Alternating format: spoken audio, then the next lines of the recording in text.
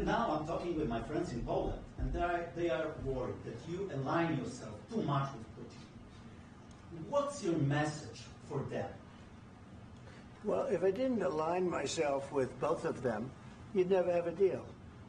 You want me to say really terrible things about Putin and then say, "Hi, Vladimir, how are we doing on the deal?" That doesn't work that way. I'm not aligned with Putin. I'm not aligned with anybody. I'm aligned with the United States of America and for the good of the world. I'm aligned with the world, and I want to get this thing over with. You see the hatred he's got for Putin. It's very tough for me to make a deal with that kind of hate. He's got tremendous hatred, and I understand that, but I can tell you the other side isn't exactly in love with, him either. So it's not a question of alignment. I'm aligned with the world. I want to get the thing set. I'm aligned with Europe. I want to see if we can get this thing done. You want me to be tough? I could be tougher than any human being you've ever seen. I'd be so tough. But you're never going to get a deal that way. So that's the way it goes. All right, one more question. Hey, I want to respond to this. So look, for 4 years in the United States of America, we had a president who stood up at press conferences and talked tough about Vladimir Putin, and then Putin invaded Ukraine and destroyed a significant chunk of the country. The path to peace and the path to prosperity is maybe engaging in diplomacy. We tried the pathway of Joe Biden, of thumping our chest and pretending that the President of the United States' words mattered more than the President of the United States' actions. What makes America a good country is America engaging in diplomacy. That's what President Trump is doing. Can I ask you? Sure. Yeah? Yeah. Okay. So he occupied our parts, big parts of Ukraine, part of East and Crimea. So he occupied it on 2014. So during a lot of years, so I'm not speaking about just Biden, but those time was Obama, then President Obama, then President Trump, then President Biden, now President Trump, and God bless, now President Trump will stop him. But during 2014, nobody stopped him. He just occupied and took. He killed people. You know what the contact 2015. 2014 and 2014. Yeah. So I was not here. Yeah, but that's exactly right. Yes, but during 2014 till 2022, the situation the same. The people have been dying on the contact line. Nobody stopped him. You know that we had conversations with him, a lot of conversations, my bilateral conversation, and we signed with him, me, like a new president. In 2019, I signed with him the deal. I signed with him, Macron and Merkel, we signed ceasefire. Ceasefire. All of them told me that he will never go. We signed with him with gas contract. Gas contract. Yes, but after that, he broken the ceasefire. He killed our people and he didn't exchange prisoners. We signed the exchange of prisoners, but he didn't do it. What kind of diplomacy, JD, you are speaking about? What do you mean? I'm talking about the kind of diplomacy that's going to end the destruction of your country. Yes, but if you Mr. President, with respect, I think it's disrespectful for you to come into the Oval Office and try to litigate this in front of the American media. Right now, you guys are going around and forcing conscripts to the front lines because you have manpower problems. You should be thanking the President for trying to bring it into this conflict. Have you ever been to Ukraine that you say what problems we have? I have been to. Count once. I've actually watched and seen the stories, and I know what happens is you bring them on a propaganda tour, Mr. President.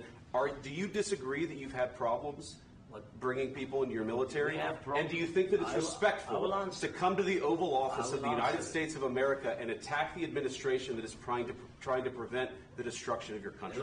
A lot of questions. Let's start from the beginning. Sure. First of all, during the war, everybody has problems. Even you, but you have nice ocean and don't feel now, but you will feel it in the future. God bless. You don't know that. God bless. God bless. You will not have war. Don't tell us what we're going to feel.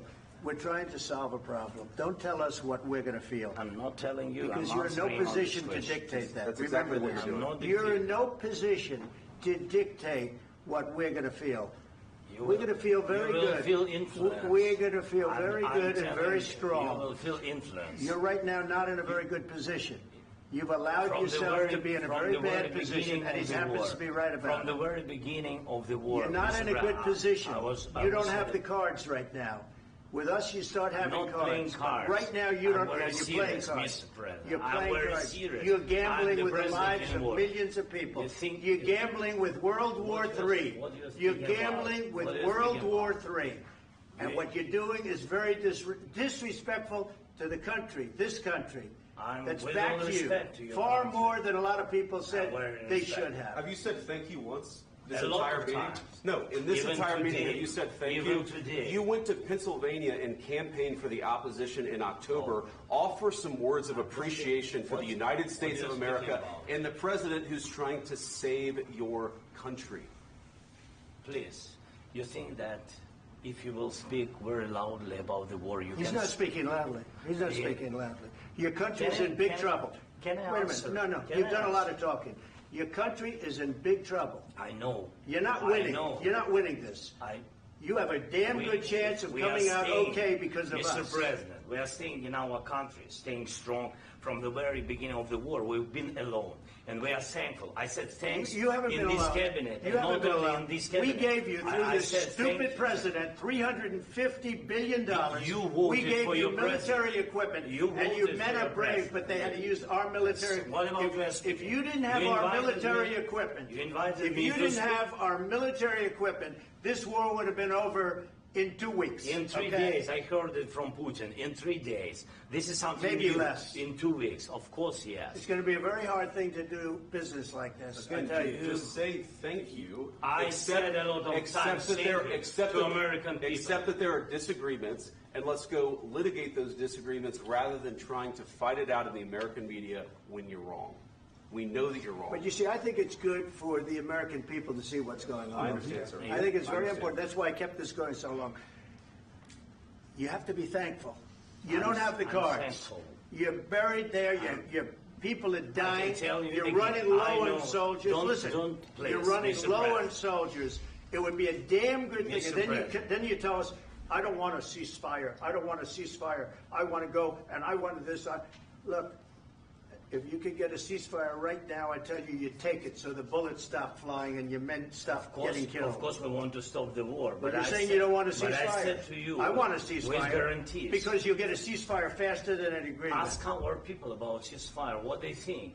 That wasn't with me. For you that wasn't with me.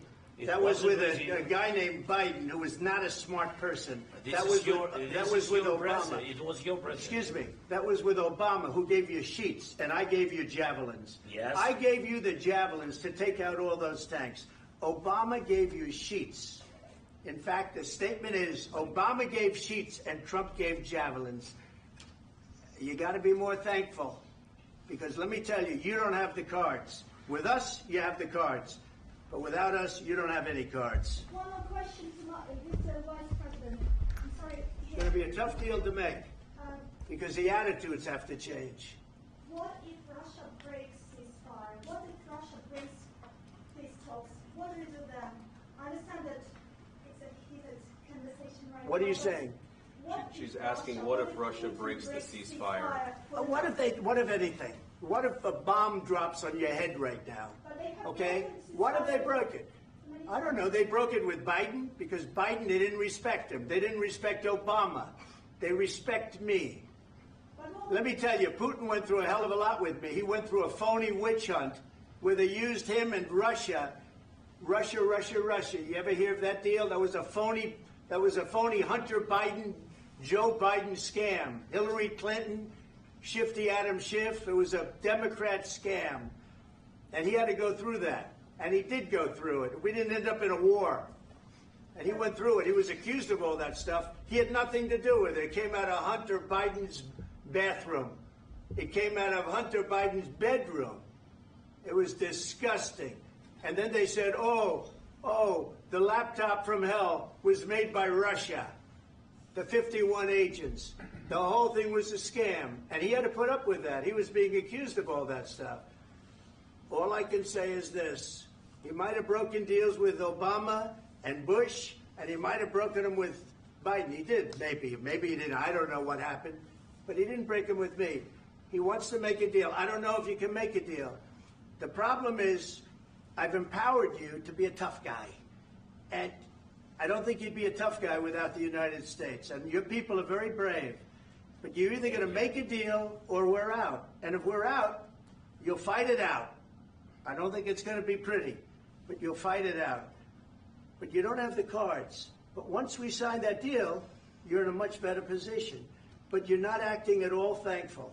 And that's not a nice thing. I'll be honest, that's not a nice thing. All right, I think we've seen enough. What do you think? Huh? This is going to be great television, I will say that. All right. We'll see what we can do about putting it together. Thanks. I need the back of this. We'll see. I don't know. All right, guys, come on. Wait. Hey, guys, come on.